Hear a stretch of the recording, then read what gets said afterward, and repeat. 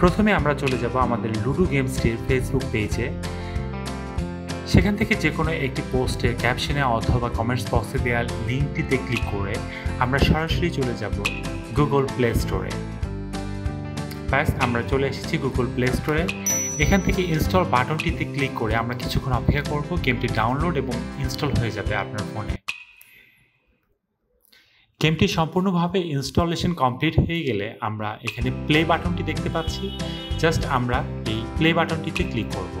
Play বাটনে click করার সঙ্গে সঙ্গে গেমসটি ওপেন হয়ে গেল এবং এখানে আমরা একটি ইন্টারফেস দেখতে পাচ্ছি। এখান থেকে আমরা সাইন আপ অপশনটিতে ক্লিক করব।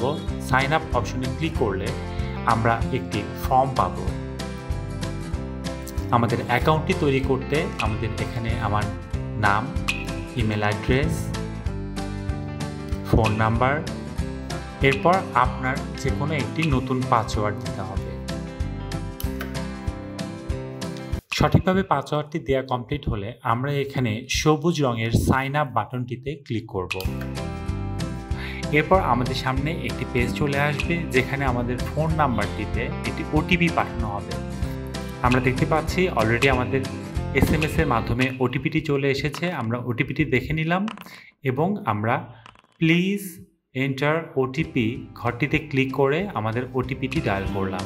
ভেরিফাই বাটনটিতে ক্লিক করব।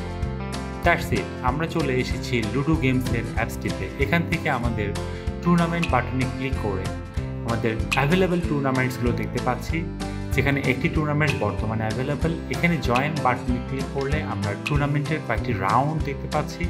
আমরা চাইলে এখানে যে কোনো একটি রাউন্ডে জয়েন হয়ে যেতে পারি জয়েন বাটনটি ক্লিকের মাধ্যমে।